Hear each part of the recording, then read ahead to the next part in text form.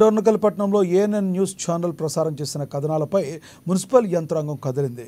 Minority బాలికల పాఠశాల పరిసర ప్రాంతంలో వర్షపు నీరు నిల్వ ఉండి దుర్వాసనతో విద్యార్థులు ఎదుర్కొంటున్న సమస్యను అమాన్ న్యూస్ ప్రసారం చేసింది. ఆ కథనాలపై డోర్నకల్ మున్సిపల్ చైర్మన్ వాంగోడ్ వీరన్న, కాంగ్రెస్ నేత శ్రీనివాస్, సీలం శ్రీను, మైనార్టీ పట్టణ అధ్యక్షుడు ఖాదర్ బాబా, మైనార్టీ యూత్ అధ్యక్షుడు ఫరీద్ స్పందించారు. దగ్గర ఉండి వర్షపు నీరు పోకుండా అడ్డుపడుతున్న కాలువలో ఉన్న చెత్తా చెదారం తొలగించి నిల్వ ఉన్న నీటిని బయటకు పంపించారు. మైనార్టీ విద్యార్థులు వర్షపు నీరు నిల్వ ఉండి దుర్వాసనతో ఎదుర్కొంటున్న సమస్యలను ఏఎన్ఎన్ న్యూస్ ప్రచారం చేయడంతో డోర్నకల్ పట్టణంలోని నాయకుల్లో కదలిక వచ్చిందని ఖాదర్ బాబా, ఫరీద్ అన్నారు. వార్త వచ్చిన మరుసటి రోజు డోర్నకల్ మున్సిపల్ సిబ్బంది కలిసి వర్షపు నీరు అడ్డుపడుతున్న కాలువల్లో ఉన్న మట్టిని చెత్తా చెదారం తొలగించామన్నారు.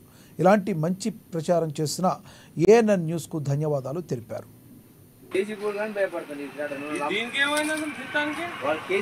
మైనార్టీ పాఠశాల అటువంటి విషయాన్ని మున్సిపల్ కమిషనర్ దృష్టికి, చైర్మన్ దృష్టికి తీసుకెళ్లాలని కమిషనర్ గారు తక్షణమే స్పందించి వాళ్ళ సిబ్బందిని పంపించి ఈ విధంగా తోటి మైనార్టీ నాయకులు, కాంగ్రెస్ పార్టీ నాయకులు అందరూ వచ్చి ఇటువంటి నీళ్లు పోయి ఎక్కడెక్కడ ఇబ్బందులు ఉన్నాయి నీళ్ల గురించి ప్రస్తుతం తాత్కాలికంగా నీళ్లు పోవడం కోసం పెద్ద కాలువ తీసి నీళ్లు వెళ్లే విధంగా జారీ చేయడం జరిగింది. ఇట్లాంటిది మళ్ళీ పునరావృతం కాకుండా రాబోయే రోజుల్లో మళ్ళీ నీళ్లు నిల్వ లేకుండా వేసి పిల్లలకు ఎటువంటి ఇబ్బంది రాకుండా, నీళ్లు నిలవకుండా, రోగాల బారిన పడకుండా చర్యలు తీసుకుంటామని మున్సిపల్ చైర్మన్ గారు, కమిషనర్ గారు హామీ ఇచ్చారు.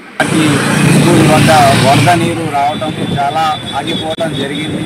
స్కూల్లో చదివినటువంటి 400 మంది విద్యార్థులకు ఏ హానికరంగా జరగవచ్చని మా ఎమ్మెల్యే గారి ఆదేశాల మేరకు ఈ రోజు ఉదయాన్నే మేము వాటిని చూసి ఈ వాటర్ ఎక్కడి నుండి వెళ్ళిపోతాయని చూసి ఆ జాగ్రత్తలు తీసుకొని ఎమ్మటే ఆ వాటర్ పోవడానికి కారణంగా ఎక్కడి నుండి తోమితే పోతాయని మొత్తం వెంటనే మరమ్మతుల్ని చేపట్టడం జరిగింది. ఇలాంటి వాటర్ పోవడానికి ఎప్పుడు నిల్వ ఉండడానికి ఆ స్థలం యజమానులకు నోటీస్ జాగ్రత్త స్థలాలలో వాటర్ కూడా ఎక్కడ